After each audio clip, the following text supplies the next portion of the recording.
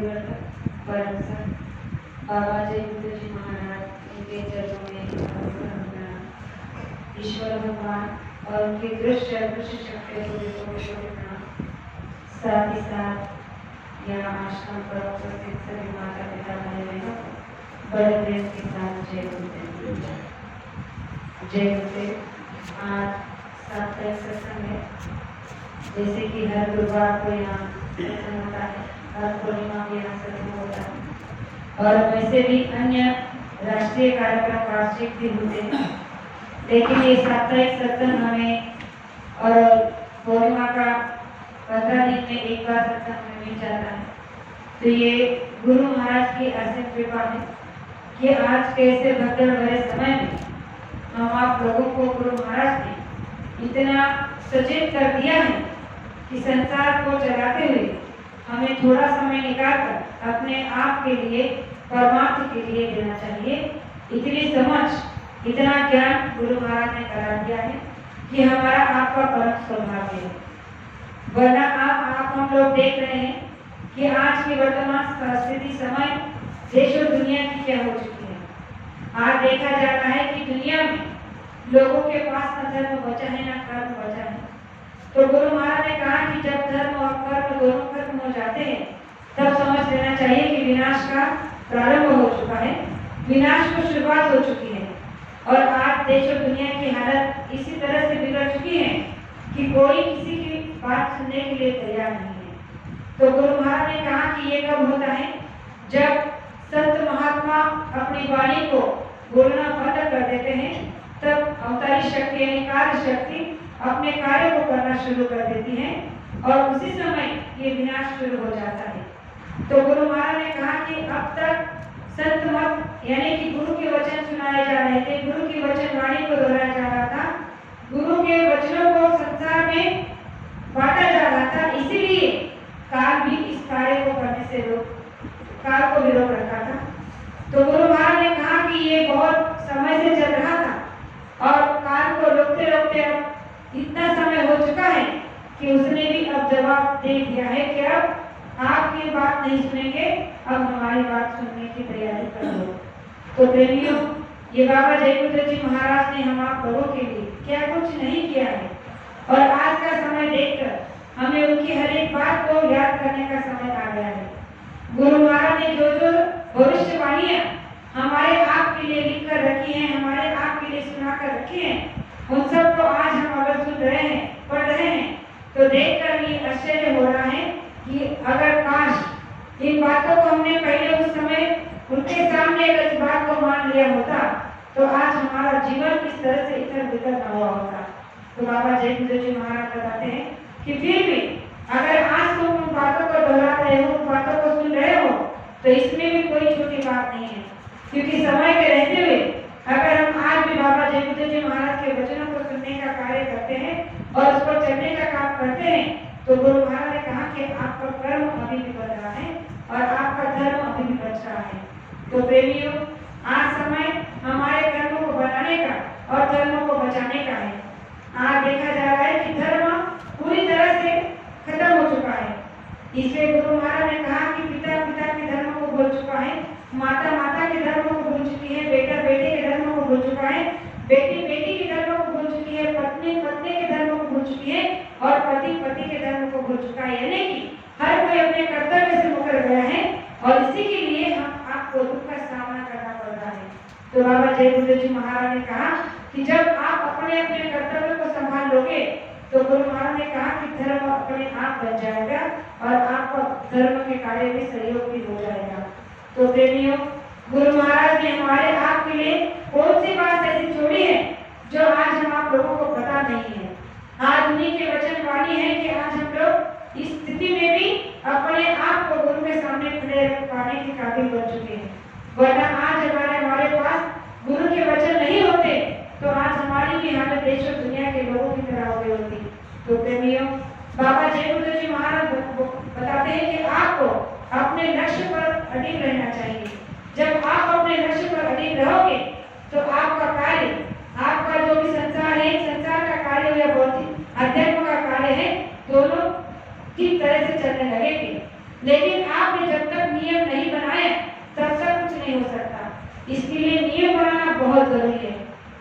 तो बाबा जयगुरुदेव महाराज बताते हैं कि संसार आपको करने के लिए मिला है और इसको आपने हर योनि में किया है। ऐसा नहीं है कि आपने आज तक संसार नहीं किया है, हमने हर योनि में संसार किया। पशु पंछी की योनि में जब थे तभी संसार किया, कीड़े मकोड़े की योनि में थे तब भी हमने संसार किया।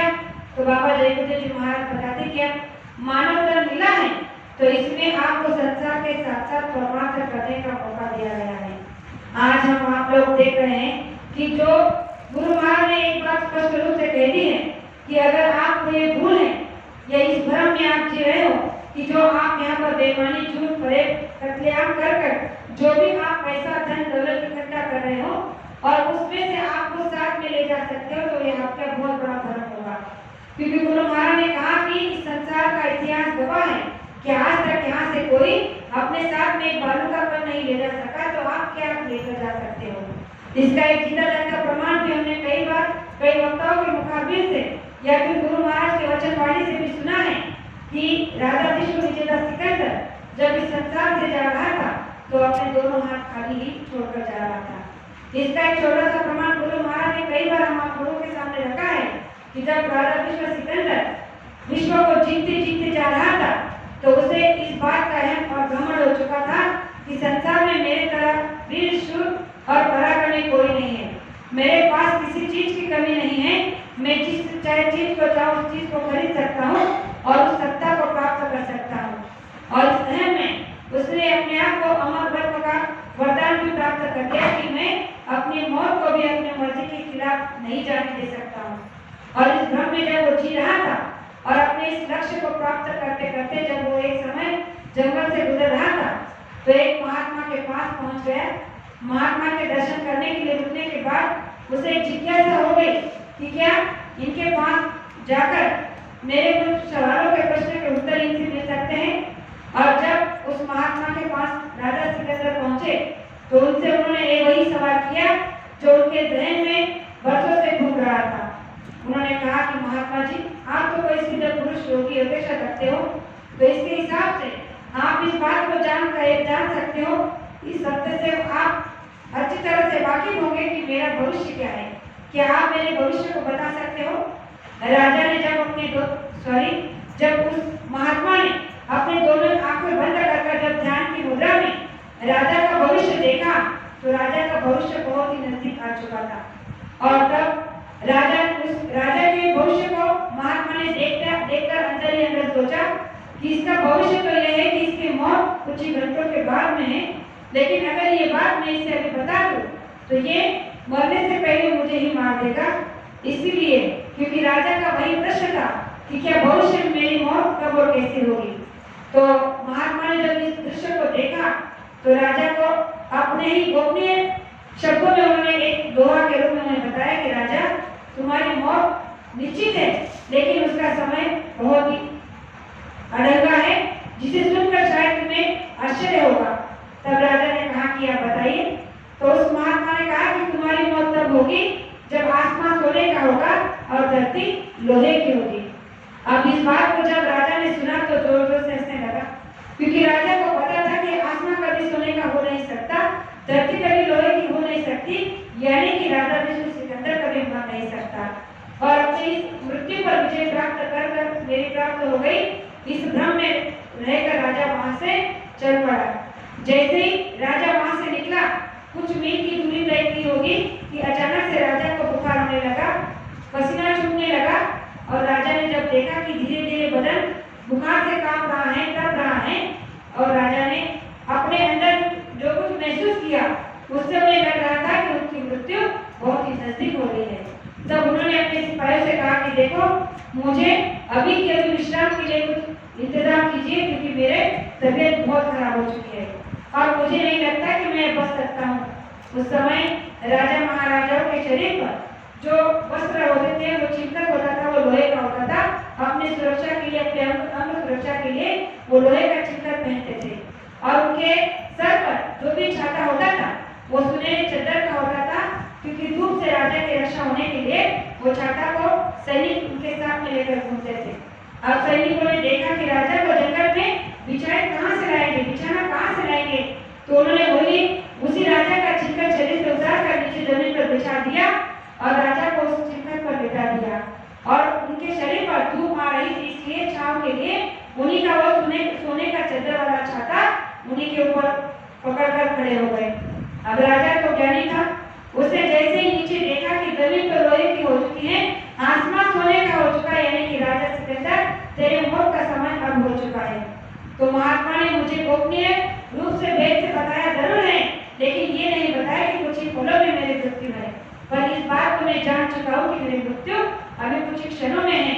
तो राजा ने अपने सिपाही द्वारा एक संदेश आम जनता के लिए, संसार के लिए रखा और कहा कि देखो मेरी मृत्यु अभी कुछ ही पल में निश्चित है, लेकिन मरने से पहले मैं एक संदेश संसार के लिए देना चाहता हूँ कि जब भी आप मेरा जनाजा निकालोगे तो जनाजे के आगे मेरा सब धन दौलत ऐश्वर्य घोड़ा गाड़ी जो भी है उन सबको रखना और जनाजे के अंदर जब मुझे लेटाओगे तो मेरे दोनों हाथ खुले रखना। सिपाहियों ने पूछा कि ऐसा क्यों? तो राजा ने कहा कि देखो आज इस बात का पता चल चुका है कि राजा विश्व सिकंदर भले ही विश्व को जीत गया, लेकिन अपने सांसों को नहीं जीत पाया। यानी कि इस संसार में मैंने जितना भी कुछ कमाया है उसमें से मेरी एक सांस, मेरी धन दौलत मेरी एक सांस नहीं खरीद पाया, मेरी सांस को नहीं रोक पाया, तो ये धन दौलत किस काम का है? इसलिए मैं संसार को ये संदेश देना चाहता हूँ कि ये धन दौलत, रुपए पैसा सोना चांदी हीरे जवाहरात आपके सांसें खरीद नहीं सकता, आपको बचा नहीं सकता, इसलिए इसके मोह माया में आप मत फंसना। अगर आपको आत्मा कल्याण का रास्ता मिल चुका है या मिल जाता है तो आप उस पर चलकर अपने आत्मा का साक्षात्कार कर लेना और जिंदगी की परमात्मा का दर्शन प्राप्त कर इस मनुष्य शरीर को सार्थक कर देना। प्रेमियों, ये संदेश राजा विश्व सिकंदर ने संसार के लिए रखा जरूर है, लेकिन आज तक इस संदेश को कोई समझ नहीं पाया है। हर किसी ने सुना, लेकिन सुनकर अनसुना कर दिया। आज हम आप भी तो वही कर रहे हैं। उस संदेश को हमने कई बार सुना है, अपने जहन में रखा भी है, लेकिन कब तक? जब तक हम सत्संग में बैठे हैं तब तक। जैसे सत्संग से उठकर घर चले जाते हैं तो इस बात को भूल जाते हैं कि हमारे साथ भी वही होने वाला है जो राजा विश्व सिकंदर के साथ हुआ है। तो प्रेमियों, हमें इस बात से परिचित गुरु महाराज ने बहुत अच्छी तरह से करा दिया है कि भले ही राजा विश्व सिकंदर आप उसके साथ में कुछ लेकर नहीं गया, लेकिन आप अपने साथ में लेकर जा सकते हो। क्या? तो गुरु महाराज ने कहा कि तुम भी यहाँ पर जो कमा रहे हो, धन दौलत रुपए पैसा जमीन जायदाद, वो नहीं, तुम अपने साथ में वो ले जा सकते हो जो तुम्हें कमाने का रास्ता दिया है, जो भजन तुम्हें करने के लिए दिया है, जो सिमरन तुम्हें करने के लिए दिया है, जो ध्यान तुम्हें करने के लिए दिया है, जो कर्म तुम्हें करने के लिए दिया है। इन चार चीजों को गुरु महाराज ने कहा कि नेक कर्म कर, अच्छे कर्म कराकर अगर तुम सुबह शाम एक घंटा ध्यान भजन सिमरन में देकर अपनी जीवात्मा को जगा लेते हो, तो गुरु महाराज ने कहा कि आप मरते समय अपने साथ में ये पूंजी धन दौलत अपने साथ ले जा सकते हो। तो आप बताइए, राजा विश्व सिकंदर सच में कंगाल था और कंगाल ही चला गया, लेकिन हम आप गुरु महाराज ने हमारा सौभाग्य कितना बड़ा बना दिया है कि हम जीते जी परमात्मा का दर्शन कर मरने के बाद भी हमारी पूंजी को साथ में ले जा सकते हैं। तो प्रेमियों, संसार मिला है, इसे करना जरूर है, लेकिन उतना जितनी जरूरत है। गुरु महाराज ने कहा कि संसार में उतना रहो जितनी जरूरत है, जरूरत से ज्यादा इसमें फंसोगे तो इससे निकल नहीं पाओगे, क्योंकि ये संसार गुड़ की तरह है। जिस तरह से गुड़ के पास में मक्खियां बनबनाती हैं और एक बार अगर गुड़ के पास चली जाती है तो दूसरी में चिपक जाती है, उसके मिठास से दूर नहीं हो पाती है, उसी तरह ये संसार है। संसार इतना मीठा है कि गुड़ से भी ज्यादा, शहद से भी ज्यादा मीठा है, और इसकी मिठास जब आप चखने लग जाते हो तो परमात्मा की सुख को आप भूल जाते हो। तो गुरु महाराज ने कहा कि संसार में उतना ही रहो जितनी जरूरत है, जरूरत से ज्यादा आपको संसार में नहीं भजन में समय देना है। जितना जरूरत से ज्यादा समय आप भजन में दोगे उतनी आपकी जीवात्मा को बल और ताकत मिलेगी, क्योंकि गुरु महाराज ने कहा है कि शरीर को चलाने के लिए आप सुबह शाम दोपहर में खाना खाते हो, जो भी आप उस शरीर को चलाने के लिए अन्न का सहारा लेते हो, तो आपने कभी ये सोचा है कि शरीर को चलाने के लिए तो हम तरह तरह के पंच पकवान खा लेते हैं, लेकिन आत्मा जो निर्बल हो चुकी है, हतबल हो चुकी है, उसे किस तरह से बलवान बनाए, उसे किस तरह से सशक्त बनाए? तो गुरु महाराज ने इसका भोजन भी हमें दे दिया है नाम के रास्ते के द्वारा। तो गुरु महाराज ने कहा कि ध्यान भजन सिमरन आपके आत्मा की पूंजी है, उसका भोजन है। भोजन की ताकत से ही आप अपने धाम तक पहुंच सकते हैं। गुरु महाराज ने रास्ता दिया है, उस पर चलना हमारा आपकी जिम्मेदारी है। जब तक हम अपने घर में, जैसे कि हम किसान काश्तकार है, जब तक खेती में मेहनत नहीं करेंगे, जैसे कि अभी हमारी खेती के मेहनत करने का समय आ चुका है, जब हम अपनी खेती में आज मशक्कत करेंगे, मेहनत करेंगे, तो बारिश होते ही हम जैसे फसल उसमें बोएंगे तो उसमें से अंकुर, फसल के अंकुर बाहर आने लगेंगे, यानी कि हमारी मेहनत सफल हो जाएगी। तो गुरु महाराज ने कहा कि जैसे ही भौतिक संसार में मेहनत किए बगैर आपको फल नहीं मिलता, उसी तरह से आपका ध्यान भजन है। जब तक आप ध्यान भजन नहीं करोगे तब तक आपकी पूंजी आपके खाते में जमा नहीं होगी, और ये पूंजी जब जमा नहीं होगी तो गुरु से दया कहाँ से मिलेगी? और गुरु से दया तो हम दिन रात मांगते रहते हैं। संसार जब से आंखें खुलती है रोज सुबह, उस समय से लेकर रात को सोने तक गुरु महाराज से विनती करते रहते हैं कि गुरु महाराज ये हो जाए, गुरु महाराज वो हो जाए, गुरु महाराज ये मिल जाए, गुरु महाराज वो मिल जाए। तो गुरु महाराज ने कहा कि मिलने के लिए, दिलाने के लिए तो रास्ता दिया है, और तुमने उसको चलने के अगर काबिल नहीं हो तो कहाँ से दूंगा? इसलिए हमें अपनी मजदूरी को बढ़ाना होगा, हमारी मेहनत को बढ़ाना होगा। जितनी ज्यादा मेहनत मजदूरी करेंगे उतना फल दुगना मिलेगा। इसकी गुरु महाराज ने 100% गारंटी दी है। तो प्रेमियों, आज के इस साप्ताहिक सत्संग में ज्यादा कुछ ना कहते हुए मैं आप सभी से इतना कहना चाहूंगी कि हमारा साप्ताहिक ध्यान भजन सत्संग जो है ये ध्यान भजन के लिए है। ये बहुत अच्छा उपक्रम हम यहाँ पर चला रहे हैं कि ये आपके गांव के प्रेमी यहाँ पर हर रोज यहाँ आते हैं, सत्संग के लिए भी हमेशा आते हैं। तो संसार से आप कुछ ना कुछ समय निकाल कर यहाँ लगा रहे हो तो ये आपका समय व्यर्थ नहीं जाएगा। गुरु महाराज ने कहा कि परमार्थ का एक एक पल आपका उस विश्व डायरी में नोट किया जाता है जहाँ से एक पल की भी बेखबरी नहीं होती है। तो इसीलिए यहाँ पर दिया गया एक एक क्षण हमारा बहुत ही अनमोल है। तो गुरु महाराज से आज के दिन यही प्रार्थना और विनती करें कि हमारे अंदर आप सद्बुद्धि बनाए रखें, ध्यान भजन के लिए प्रेरणा बनाए रखें, और इतनी ताकत हर रोज दे कि सुबह और शाम ध्यान भजन के लिए बैठने में हमें ताकत और सद्बुद्धि मिले। ज्यादा कुछ न कहते हुए आज आपके सामने जो 2 शब्द रखे हो सकते कहने में कोई एक शब्द ऐसा निकल गया हो जो मुझे नहीं कहना चाहिए।